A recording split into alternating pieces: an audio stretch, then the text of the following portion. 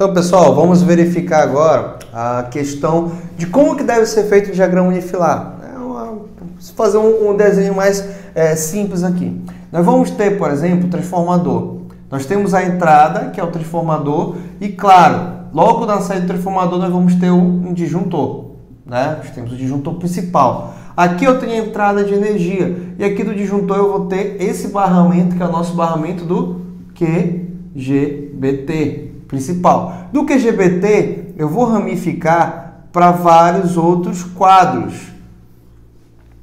Então nós temos esse quadro e nós temos outro quadro. Claro, pessoal, eu estou desenhando aqui, né?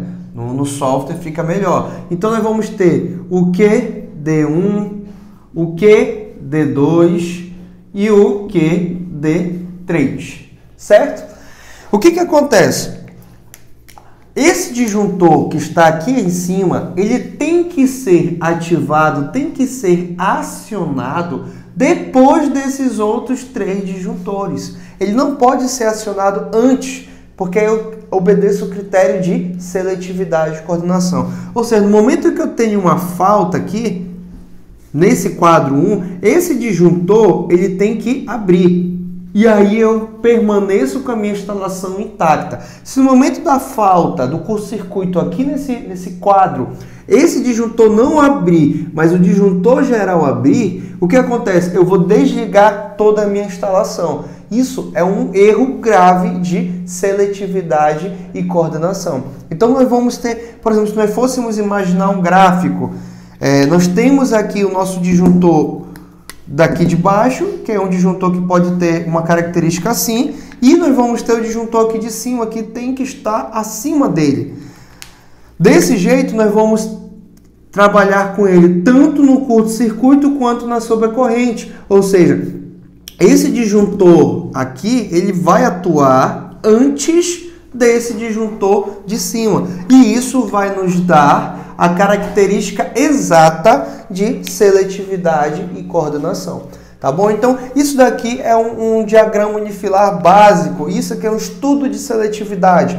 Claro, pessoal, nós temos um curso aí de instalações elétricas industriais que ele aborda tudo isso aqui. Nós usamos um software, que é um software gratuito, que nós vamos dar para os nossos alunos, que nós damos para os nossos alunos, em que nós fazemos todas essas configurações e também a seletividade. E nós temos todos os níveis de curto-circuito. Esse é o diagrama unifilar que deve ser utilizado.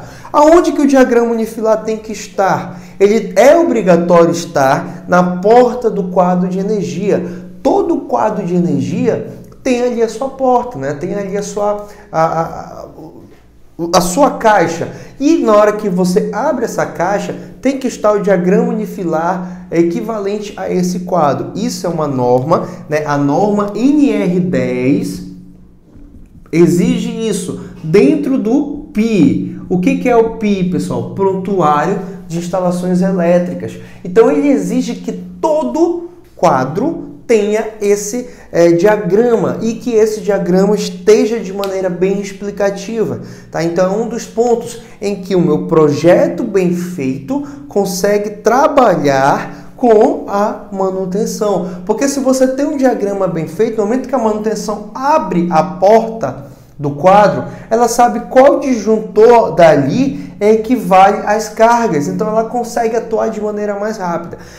Em 30 a 60% das indústrias que eu visito, dos prédios que eu visito, não existe esse procedimento, não tem esse diagrama unifilar na porta do quadro. Isso faz com que a manutenção tenha que toda hora estar adivinhando ou estar brincando de tentativa e erro. Eu desligo esse disjuntor, eu vejo qual a carga que vai desligar. Eu desligo esse disjuntor, eu verifico qual carga que vai desligar. Não precisava disso, é tempo perdido de trabalho. O homem-hora, né, o preço do homem-hora, do trabalho de uma pessoa por hora vai aumentar. Porque, na verdade, não é que aumenta, eu vou desperdiçar esse homem-hora, né, esse trabalho da pessoa. Então, quando eu tenho, a partir de um projeto bem definido, um diagrama unifilar bem projetado e identificado no meu quadro, eu já consigo antecipar qualquer problema. Porque eu já verifico, por exemplo, eu estou identificando que eu tenho um quadro. Me vê um disjuntor qualquer desse aí. Esse disjuntor motor aí. Aí, isso. Eu verifico que, por exemplo, esse disjuntor, que é um disjuntor motor, né, que a gente vai verificar depois em acionamentos, é que esse disjuntor, ele tem, ele está com problema, ele está com avaria. Eu vou verificar qual é a potência dele, né, qual é a corrente que ele aceita, que ele admite, e nós vamos correr atrás de substituí-lo. Só que eu consigo ver, de acordo com o meu diagrama unifilar, onde esse disjuntor vai entrar, se ele entra nesse quadro, se ele entra nesse, ou se ele está aqui no meu disjuntor geral. E aí eu consigo substituir de maneira mais rápida, porque no meu diagrama unifilar eu já tenho a característica de corrente, eu tenho essas características que vêm aqui na placa dele, e aí eu consigo substituir.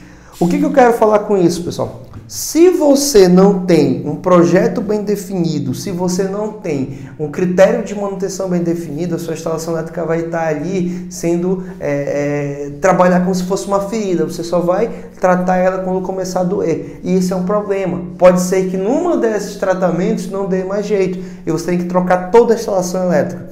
E instalação elétrica é cara, principalmente quando você tem que substituí-la, tá, pessoal? Então, nessa aula, eu estou falando um pouquinho de conceitos, né, de diagrama unifilar, tanto na parte de projeto e manutenção, e a partir de agora nós vamos ali para o nosso computador para eu mostrar algumas dicas dentro do projeto, dentro de uma planilha de dimensionamento, dentro de um software de dimensionamento, o que é aquilo nós podemos verificar, e aí nós vamos realmente trabalhar da maneira correta.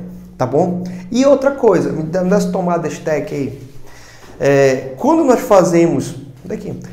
fazemos a instalação elétrica industrial, lá no circuito, lá no diagrama, lá na planta, nós temos que indicar esse tipo de tomada, tá bom? Isso aqui é uma tomada STEC, tá? Ela é uma tomada que é feita para plugar as cargas, né? Como ela é difícil de tirar. Então, eu não posso identificar como se fosse uma tomada comum, tá? Como se fosse as tomadas comuns que nós utilizamos no dia a dia. Essa é uma tomada diferente, industrial. Então, lá no meu projeto, eu tenho que criar uma simbologia para dizer que essa tomada que deve ser utilizada, e não uma tomada comum. A tomada comum suporta até 20 amperes. Essa suporta 32 amperes e tem outros que suportam até mais.